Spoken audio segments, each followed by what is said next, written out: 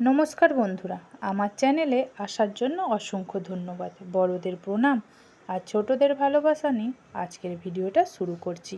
সকাল হতেই বাসি কাজ সেরে চলে এসেছিলাম ছাদে।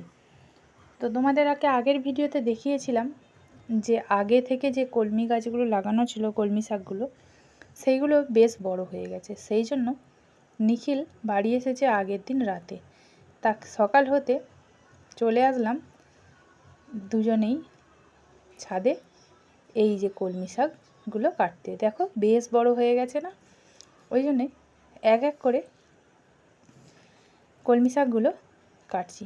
এই দেখো অ্যালোভেরা গাছটা দিদা এনে দিয়েছিল, কত সুন্দর হয়েছে।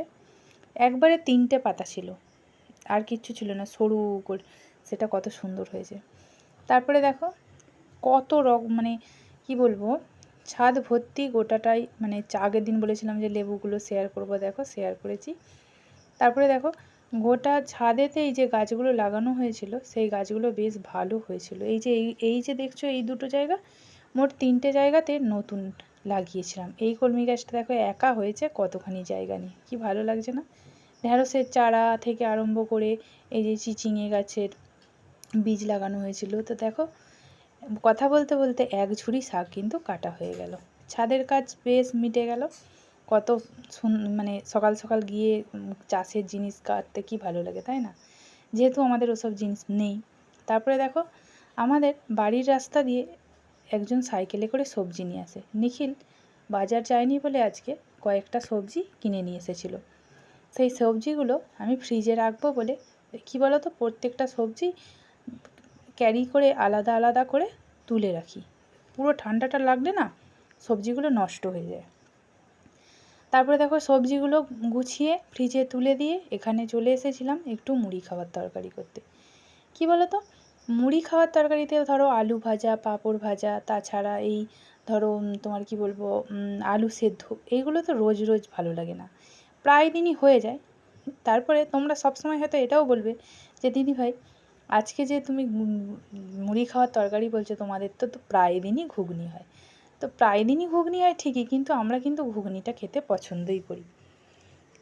এতে কি বলো তো, সময়টাও কম। ছোট ছোট করে আলু কাটলাম, প্রথমে ভালো করে একটু তেল দিয়ে ভেজে নিলাম, তেলের মধ্যেই সেদ্ধ হয়ে গেল। এবার মশলা তুমি ফোড়ন দাও, ফোড়ন দিয়ে মশলাটা দিয়ে দাও, দিয়ে এবার মটর সেদ্ধগুলো ওর মধ্যে ঢেলে দাও, ব্যাস তোমার ফুটে গেলেই তরকারি রেডি। তাহলে শর্টকাটে হলো না? তো চলো। তাছাড়া আমরা সবাই, মানে বাড়ির সবাই ঘুগনিটা খেতে পছন্দও করি। কোথাও মেলায় গেলে কিছু খাওয়ার আগে সবার আগে ঘুগনি খাবো, তারপরে অন্য কিছু খাওয়ার চিন্তা করব। তো চলো, কথা বলতে বলতে মশলাটাও কষানো হয়ে গেছে। আর কি বলো তো, প্রেসার কুকারে মটরটা সেদ্ধ করেছি, বুঝতে পারিনি কটা সিটি পড়েছে, অন্য কাজে একটু ব্যস্ত হয়ে গেছিলাম আর মটরগুলো গুলে গেছে। এবার ওই আলু ভাজা আর মটর সেদ্ধ ওর মধ্যে দিয়ে দিলাম, দিয়ে আমি মশলার মধ্যে ঢেলে দিলাম। এবার নাড়াচাড়া করে দিলাম। তারপরে মাঝখানটা না তোমাদেরকে, এবার মাঝের কিছু অংশ তোমাদের সাথে শেয়ার করতে পারিনি, কারণ অনেক বেলা হয়ে গেছিলো। রান্না করে চলে গেছিলাম ওপরে খাটের তলাটা একটু পরিষ্কার করতে, অনেক বেলা হয়ে গেছে। ভাত খেয়ে উঠলাম 4টে বেজে গেছে। তো সজনে ডাঁটা, আলু, পেঁপে দিয়ে বড় মানে বিউলির ডালের কুমড়ো বড়ি দিয়ে বেগুন টেগুন দিয়ে একটা ঝোল করেছিলাম, আর করেছিলাম বিচে কলার তরকারি, আর পাকা যে আম হয় যেগুলো টক, সেইগুলো তো এমনি খাওয়া যায় না, সেইগুলো চাটনি করেছিলাম। ব্যাস খেয়ে দিয়ে উঠলাম তখন 4টে বাজে।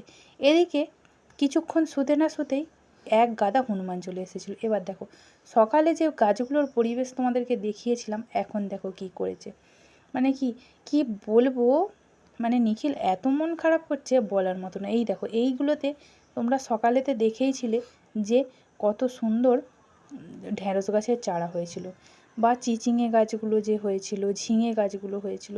এই যে ছোট ছোট দেখো বেরিয়েছিল, এই বেগুন গাছটার অবস্থা করেছে দেখো, ভাবো খালি, হনুমানের এত জ্বালা।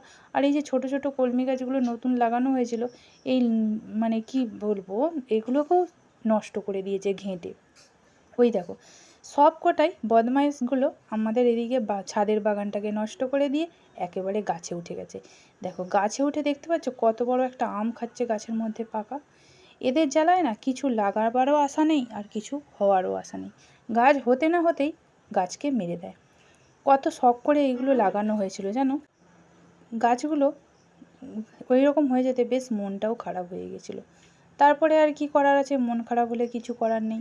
সন্ধেও হয়ে আসলো প্রায়, বাইরেটা দেখে বুঝতেই পারছো সন্ধে হয়ে গেছে। চুল টুলগুলো আঁচড়ে নিলাম, আঁচড়ে সন্ধে দেওয়ার পর তারপরে সিঁদুরটা একটু পরে নিলাম। তারপরে ওরই মাঝে ছোটো ছেলেকে পড়াতে চলে এসেছিলো। এবার ওকে চা করে দেওয়ার জন্য আমি একেবারে মানে সন্ধেবেলা যে চা করলাম একেবারেই ওর সাথেই চাটা করে নিই, কারণ একসাথেই চাটা খেয়ে নিই, নাহলে দুবার ধরে করবো সেই জন্য। তো ওকে চাটা দিয়ে নিজে চা খেয়ে নিলাম। তারপরে জায়েদের গাছে বেশ অনেক আম হয়েছিল, ছোট ছোট গুলি গুলি আম।